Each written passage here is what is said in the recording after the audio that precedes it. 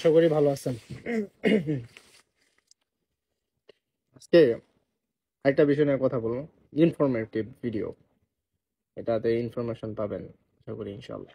ঠিক আছে, ইনফরমেটিভ ভিডিওটা হচ্ছে এরকম যে আহ, পর্তুগালের সবচাইতে ইম্পর্টেন্ট জিনিস কি, এই বিষয়টা নিয়ে। পর্তুগালে আসার জন্য সবচাইতে ইম্পর্টেন্ট কোনটা আপনার প্রয়োজন, মানে কোন জিনিসটা আপনার দরকার, যেটাতে আপনার মনে হবে যে পর্তুগালে আসার পরে আপনার শাহেনশাহ। পর্তুগালে আসার পরে হচ্ছে আপনার বাঘ। আর পর্তুগালে আসার জন্য মানে পর্তুগালে আসতে যে কোন ভিসাটা করলে আহ, আপনি বাঘের মতন ভিএফএস ফেস করতে পারবেন। আর পর্তুগালে আসার পরে কি থাকলে আপনি বাঘের মতন চলতে পারবেন, আপনার কাছে জীবনটা হয়ে যাবে খুব ইজি, শান্তিময়, মানে কোলাহল মুক্ত। নিজের খুব মানে বুক ফুলানো ফুলানো মনে হবে যে আমি খুব কিছু একটা।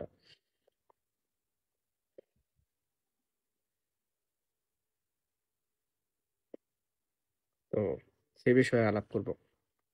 খুবই ইম্পর্টেন্ট দুইটা বিষয়। আপনারা যদি চিন্তা করেন যে আমি বাঘ হয়েই আসলে আসতে চাই, আমি হচ্ছে বাঘ হয়ে চলতে চাই, be a lion, I will be a lion, I will be a tiger, I will be a hyena. সবচেয়ে বড় জিনিস তার মধ্যে হচ্ছে এটা। এক নাম্বার, যদি আপনি চিন্তা করেন বাংলাদেশে বহুত মানুষ ইন্ডিয়ান ভিসা করতেছে, ভিসা করে এম্বাসি ফেস করতে যায়। আজকে খুবই দুঃখের ব্যাপার, অনেক মানুষ আজকে যে ঢুকতে যে রিফিউজ হয়েছে। আমার একটা ভাই আছে, ভাই বলতে হইতেছে পর্তুগালিস্ট ভাই, মানে পর্তুগালে এসে পরিচয় হয়েছে। সে কিছু লোক আনতে, মানে তার অ্যাপয়েন্টমেন্ট সামনে 125। তো তখন আহ, ছেলেরা, মানে ছেলে হোক যারাই হোক, এম্বাসি ফেস করতে যাচ্ছে, তারা রিফিউজ খাইছে, এন্টি রিফিউজ। 6 জন, 25টা ফাইলের মধ্যে, 25টা সরি, 22টা ফাইলের ভেতরে 6 জন এন্ট্রি রিফিউজ খাইছে। এটা হচ্ছে মেডিকেল ভিসায় এন্ট্রি রিফিউজ খাইছে। এখন বলবেন যে তাহলে ভাই এ তো ভয়ঙ্কর, ঠান্ডায় বিড়ি খেয়ে তো বিড়ির আগুন নিভাই গেছে কথা বলতে বলতে। তো যাক, এখন বলবেন যে তাহলে ভাই মানে কিভাবে খেলো। সেটা হচ্ছে তারা বর্ডারে সন্দেহভাজন ধরছে, ধরার পরে তারা পর্যাপ্ত পরিমাণে এভিডেন্স দিতে পারে নাই, কথার ভিতরে ল্যাক ছিল, ঝামেলা ছিল। সন্দেহবাচক হওয়ার পরে তাদের যে কৌশল আছে ধরার, সেই কৌশল অবলম্বন করছে, আর সেই কৌশলে সেই মানুষগুলা ধরা খেয়ে গেছে। ঠিক আছে, রিফিউজ দিয়ে গেছে। ঠিক আছে, এখন রিফিউজ হওয়ার পরে তারা এর ভবিষ্যৎটা আমি কালকে ভিডিওতে বলবো, যে তারা কি করবে, তারা কি করে আসবে সেটা আমি কালকে বলবো। হ্যাঁ, আর যাদের জানতে মন চায় তারা ইনবক্সে নক দিবেন, আমি বলে দিব তারা কি করবে রিফিউজ গুলা। কারণ এইভাবে সরাসরি বলা যাবে না, কারণ বলতে গেলেই এই ব্যাপারগুলো তারাও জেনে যাবে। কারণ আপনি যেরকম দেখেন আরেকজনও যারা করতেছে তারাও দেখে। তো এখন আসি বাঘের মতন কিভাবে, যেটাতে ছিলাম বাঘের মতন চলবেন হচ্ছে এইভাবে। ডাবল এন্ট্রি, ডাবল এন্ট্রিতে আসবেন, বলবেন আমি আপনি কোথায় যাচ্ছেন, পর্তুগাল এম্বাসিতে যাচ্ছে। কি করতে ভাই, ভিসা ফেস করতে, এম্বাসি ফেস করতে যাচ্ছে। ঠিক আছে, কোনো কথা আছে ভাই আপনার, আমি এম্বাসি ফেস করতে যাচ্ছি, আমি এম্বাসি ফেস করবো, চলে আসবো, নাথিং টু ডু। ঠিক আছে, ডাবল এন্ট্রি করে আসবেন, তাহলে আপনি বাঘের মতন ইন্ডিয়া ঢুকতে পারবেন, বাঘের মতন আসতে পারবেন, বাঘের মতন বুক ফিলায় ইন্ডিয়া চলতে পারবেন। ঠিক আছে, কোনো প্রকার হ্যাসেল ফ্রি। এখন আসেন, আপনি বলবেন যে ডাবল এন্ট্রি কোথা থেকে হবে। ডাবল এন্ট্রি হওয়ার সিস্টেম আছে, কিছু পাইতে গেলে কিছু করতে হয়, সেটা যেটা করতে হয় সেটা ইনবক্সে আসলে আমি বলে দেবো কি করতে হবে, কি যাবে, কিছু পাইতে গেলে কি লাগে সেটাও বলে দেবো। ঠিক আছে, তো আমার ইনবক্সে নক দিবেন। আর পর্তুগাল আসার পরে যখন আপনি চলে আসলেন বিয়া লায়ন, মানে you should be you will be the lion in Portugal. তাহলে আপনার যেটা করতে হবে সেটা হচ্ছে আপনার ভাষা।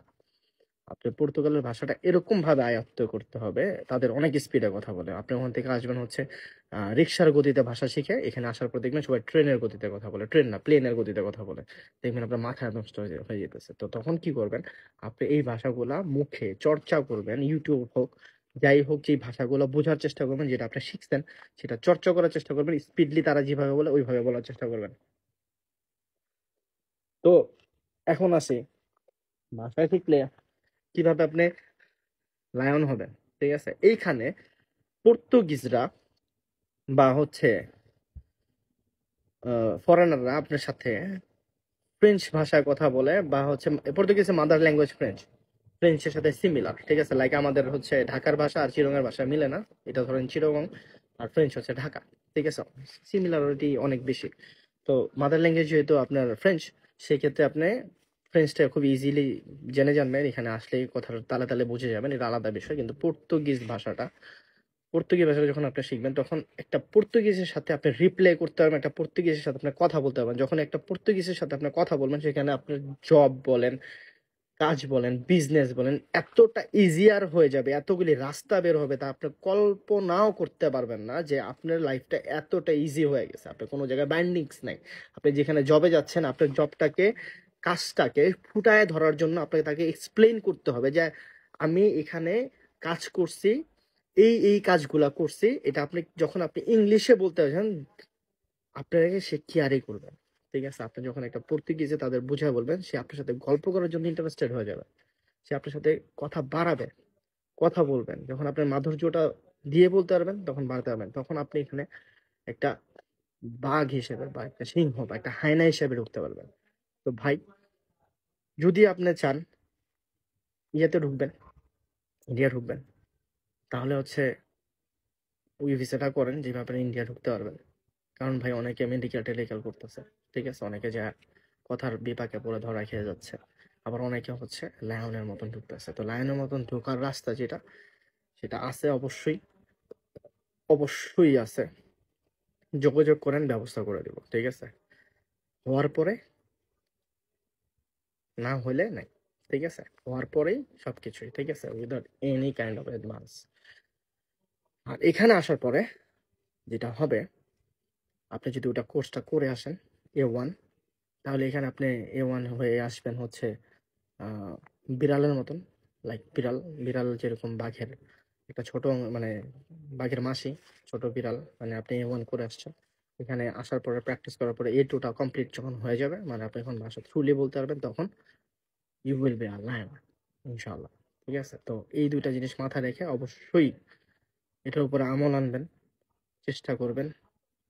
আসার অনেক রাস্তা আছে ভাই, অনেক কিছু, অনেক রাস্তা আছে। সবাই আসার রাস্তা পায় না, সলিড রাস্তা আছে, সব কিছু রাস্তা আছে, কিন্তু যেটা জরুরি সেটা করবেন হচ্ছে এটাই, যে ল্যাঙ্গুয়েজ এমন ভাবে আনবেন যে আপনি একটা এই দেশের অংশ। ঠিক আছে, তারপর এখানে আসার পরে যদি বলেন, আপনি যখন এটা ইজিয়ার হয়ে যাবে, ড্রাইভিংটা ক্লিয়ার রাখবেন, 3 বছরের একটা ড্রাইভিং লাইসেন্স নিয়ে আসবেন। এখানে আসার পরে একটা ইউরোপিয়ান লাইসেন্স কনভার্ট করবে, একটা টেস্ট দিবেন, টেস্ট দেওয়ার পরে আপনার একটা হেভি লাইসেন্স হয়ে যাবে। আপনার কাছে এই যে মানুষ বলে না যে এখানে আসে জেল জেল জেল, এখানে আপনার কাছে মনে হবে যে ইটস মাই কান্ট্রি, মানে সেকেন্ড কান্ট্রি। ঠিক আছে, আপনার কাছে মনে হবে না যে আমি কোথায় আসা পড়লাম। তো ওই বিষয়ে জ্ঞান দেন, ওই বিষয়ে জ্ঞান নেন, আর ওই বিষয়ের ভিতরে আমল আনেন। মানুষের থেকে অযথা জ্ঞান নিয়ে এনো না, দিয়ে এনো না, বোঝারও দরকার নেই। যেটা বলছি সাফ। আল্লাহ হাফিজ।